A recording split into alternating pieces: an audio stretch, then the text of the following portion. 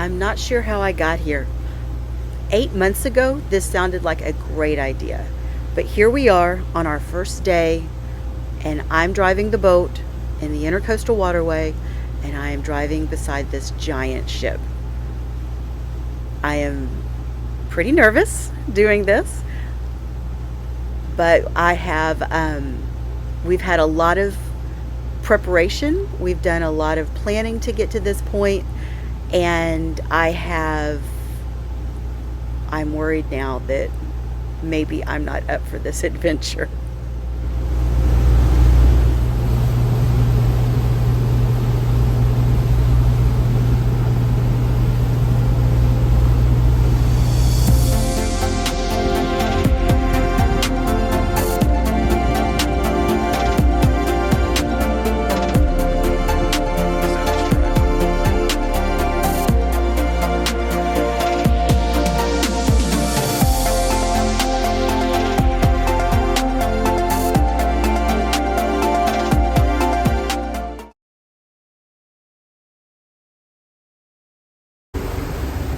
Okay, it's the morning of Halloween, and we are heading south through Galveston Bay, down to the Bolivar Peninsula, down by Galveston, where the Intercoastal waterway crosses. You can see a parade of ships behind us, heading out to the Gulf of Mexico. And we're just cruising along through the Gulf. We're both very nervous because it's all become real now. We're on our way. Here's our house that we sold, and we got it all fixed up and bought a boat. And here it is, Miracle. It's a Sea Ray 390 motor yacht. It's about 42 feet long. We have this was Waterford Marina, where we stayed. We met lots of people here. We were here for 6 months or so, getting the boat ready, and we had a nice dock. Met lots of people, had beautiful sunsets, and we hired a captain to help us get familiar with the boat, because we really didn't know much about it. The person who we bought it from wouldn't communicate with us at all, so I tell everybody it took me 3 months to figure out how to turn the light on in the engine room. But Laura was getting some lessons here on how to run the boat. So we're in the bay, we're in Galveston Bay, and the first time we went out with the captain, Chris drove the boat.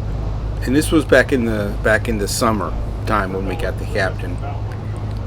And the captain told me that next time out, you're driving the boat.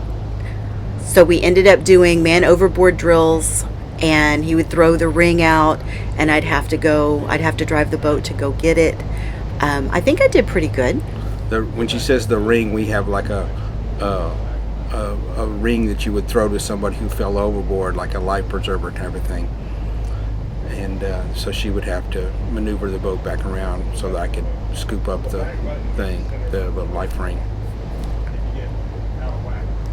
So I'm driving, and the captain said, "All right, would you like to go faster?" And I said, "Nope. This is as fast as I want to go."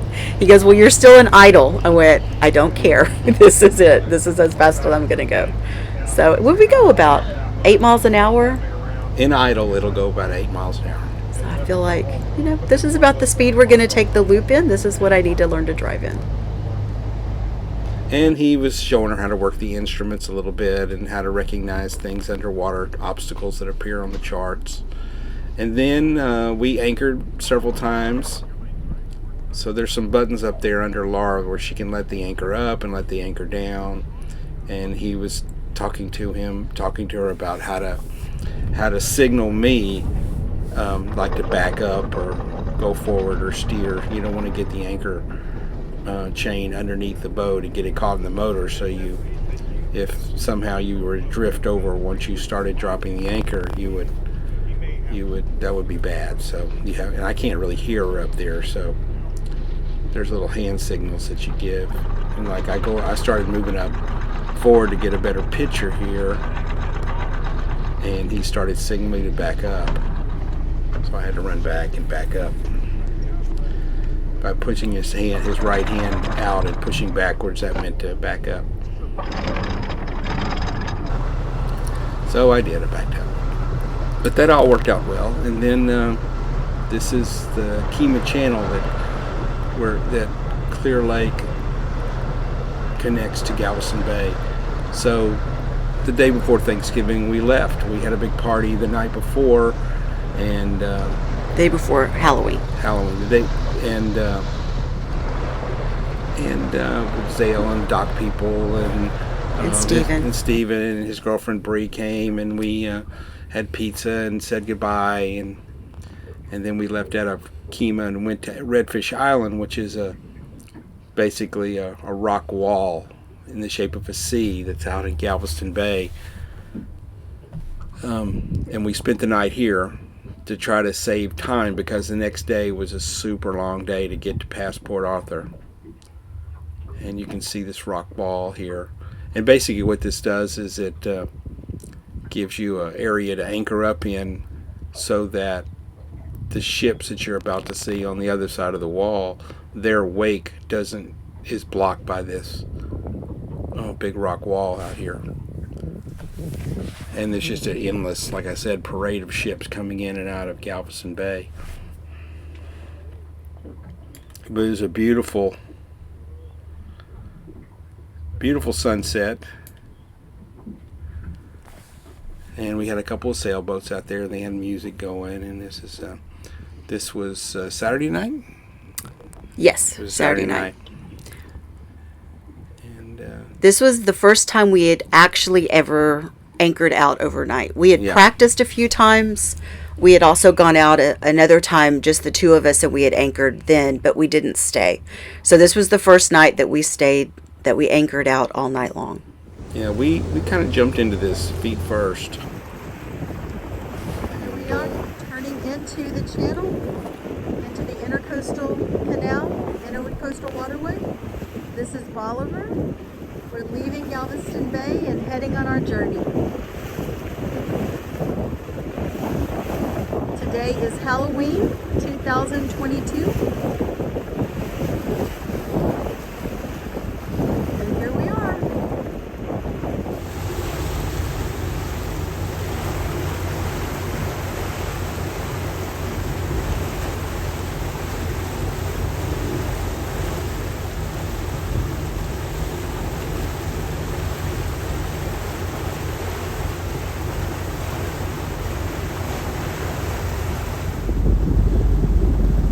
Our first barge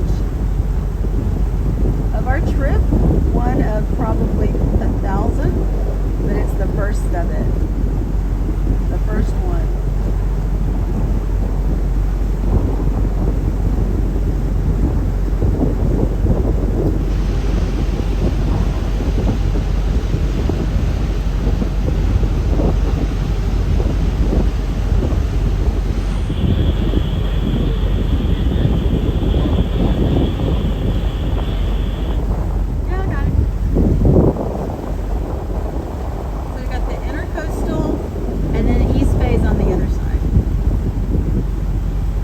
And this is a marina in Sabine Pass that we stayed at for a few days. We had a great spot right on the end of the dock to get in and out quick. They had a nice facility here.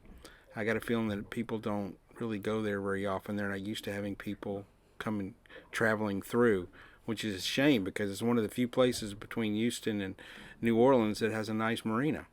They had nice bathrooms. It was a great place. We stayed there because the weather was kind of bad. Yeah, it was a weather issue, yeah. And they have a little town. This whole little town was destroyed 4 or 5 years ago by a hurricane. I don't remember which one. I think it was Ike. It was a long time ago. Here we are heading, we're past Port Arthur, and we're going to a little anchorage behind an island called Shell Island that was very beautiful, very remote. There's nobody else out here. I feel like we're still going too fast to make this turn. Once we get back there. Well, we're going very slowly. And when you have to go a certain speed or you can't steer. Okay. We had a nice anchorage here. It was This was the evening. It was very pretty. Beautiful sunset.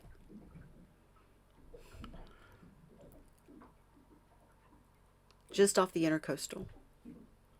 The next morning I got up and there were some birds working behind the boat, diving down on fish, and I cast it around and caught a speckled trout.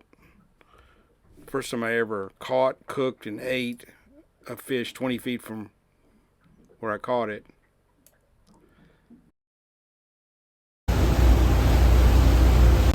All right.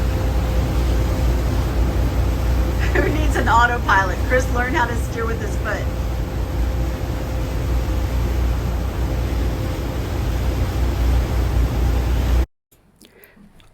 We are traveling along the Intercoastal. We're headed towards, I think we ended up in the Merrimattau River, which was very pretty. We got up in there about a mile or so, and a beautiful sunset, and the moon was out that night. The next morning we got up and it was foggy, and we ended up waiting out some of the fog, but we had to go. So we had the seagulls following us. This is all southern Louisiana, and it's very pretty. Nobody's around. There's no towns, really, or they're few and far between. We stopped in a place called Shell Morgan, which was just a workboat fueling area, and got some diesel and spent the night. And then the next day we were in Morgan City, which has a nice city dock, and you can see how they're trying to make it into a little place, but there's no businesses there. They're all closed down.